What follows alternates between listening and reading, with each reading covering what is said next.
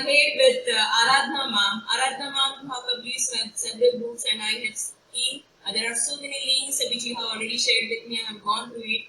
So the same question I would like to have for you also. What do you think that when it comes for multidisciplinary education and the skills which are required for industry, what is your opinion for the skills which are required for the market? Over to you, ma'am. Thank you, Bhavna. Since I run a school, we are a little further away from the industry because our students first have to go to college. So my viewpoint, Pranav has spoken well about what is required in the industry. But when students, go from school to college, what are we judging them on? They are all those skills that were in the 17th, 18th, and then bit of 19th century. That is all content and knowledge. We stuff them with content and knowledge, and especially now with assessment methods of competitive examinations, all what the students require is content and knowledge. So like you very rightly said, certain skills to get into a university.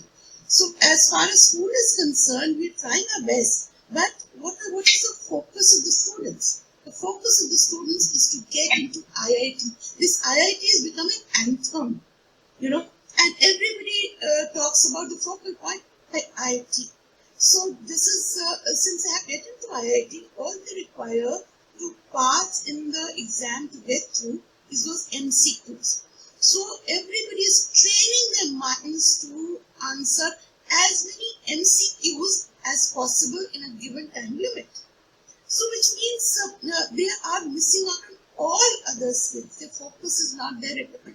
The CBSE has recommended a lot of programs, wonderful ones, but unless they change the assessment system there, it doesn't matter at all. Now these students today only have just attended a seminar on one of the academies, getting in children into the academy for IIT. The whole focus was getting in children and foundation courses. Now, unfortunately, now they started, targeting students in class 8. So the kind of personality we were giving them, the kind of skills we want to inculcate in them is all lost. Students don't want to attend school because the focus is foundation classes, IIT. So when they sit in these academies with 100 students and one teacher coming in, not at all bother what other skills they are learning, but stuffing them with question answers. This is all they're taking to the IITs. Now even if they qualify, they enter this IIT with one skill, content and knowledge. How do they survive there? I mean, that is an institution where innovation, creativity is required. So what are they taking from the schools? Nothing. Now to succeed at it, like I really agree with Pranay, to succeed at it, they need so many other skills. Where is all this experiential learning, creative thinking, project-based, all that coming in? Now when they enter IIT, they are at a loss. They don't even have the basic language skills, leave alone anything else. So these students going into this institution have no language skills to understand the high level of content they are taught there. Now when they come out of IITs, are they good engineers? Because they know the theory, but what do they know otherwise of the world? We recently had, an IAS officer here who came through IAS, must have done all the content, only passed his exams. I believe he was first 40 or something, but no knowledge of the culture, no knowledge of agricultural, practices here, no knowledge of the business community. So as a result, it is failure. So what are we producing exactly? So it is, and I firmly believe that there is no unemployment in India. Only the unemployable are unemployed. There is so much work to do. And because of this, we don't find the people. As a director of a school, I don't find teachers.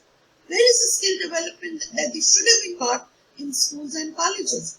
Teachers come and tell me, I asked them to give a demo lesson. An MC in chemistry who's just passed out 1 year ago. She tells me, let me prepare and come. I said, for 10th standard, if you're MSc in chemistry, you jolly will go and take a class. So what she has learned, she's worked up.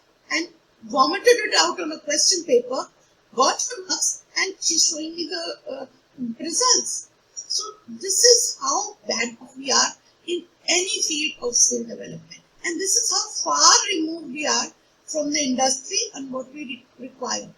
I don't know how we're going to make it meet unless this whole system in totality changes. CBSE is changing a lot, but to what end? We were losing students after the 10th to academies. Now we are going to lose students after the 8th to academies because there are no 10th board exams. So after the after the 7th, the children are going to foundational classes, studying for IITs, and from there going into IITs, lacking all possible skills required in life.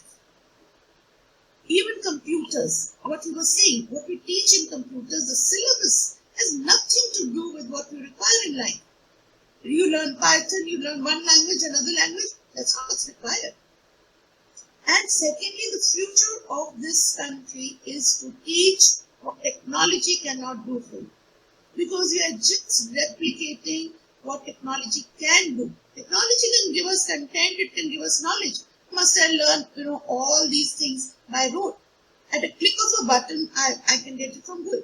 But I must know what to type on Google to get it. So that is the main thing that should be done. So much. Over to you, Aradhna ma'am. Your cup of advice. Yeah, like Mrs.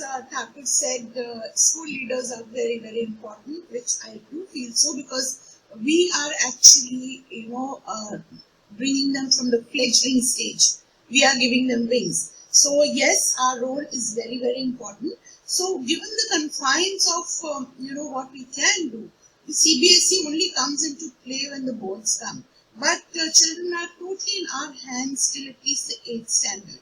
So what I feel is that as school leaders, we must do our best to develop interest in these skills from a very young age so that by the time they reach the board classes, even if they are hemmed in by the marks culture, they should have developed these skills. Now the skills that we should develop in these students right from the beginning is flexibility, adaptability. So, if a child like I'm an army officer's wife, so this is something that we lived by, and that I think has stood me in good stead, and that's what we try and cultivate in the children also.